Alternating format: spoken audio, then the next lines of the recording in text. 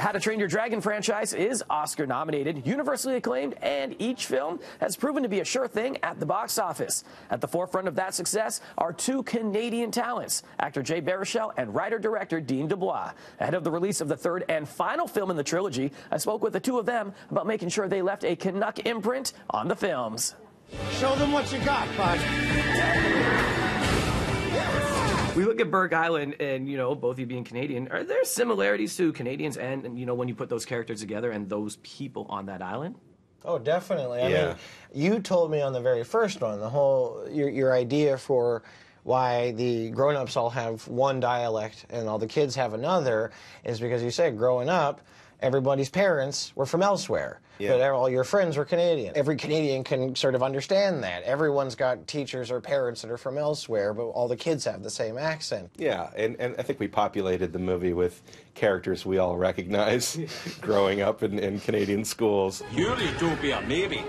Mine's less crowded and more sanitary. In the third installment in the film franchise, Jay Baruchel's Hiccup has taken full leadership of his Viking clan from his deceased father, with his dragon Toothless by his side, keeping the dragons that coexist with humans in line. But as both ascend, they must face their darkest threat yet, one that will test the bonds of their relationship. This is a new kind of enemy.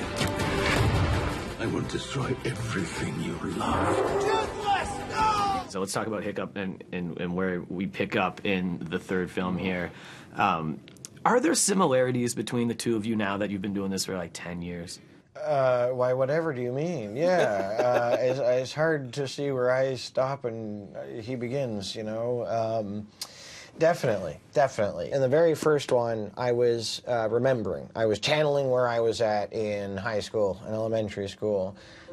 Somewhere along the way, the production of the second one, it stopped being remembering and it started being just channeling where I was going through.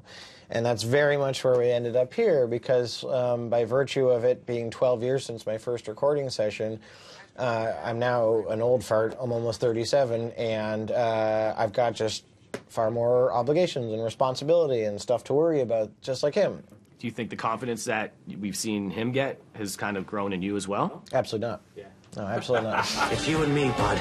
Always.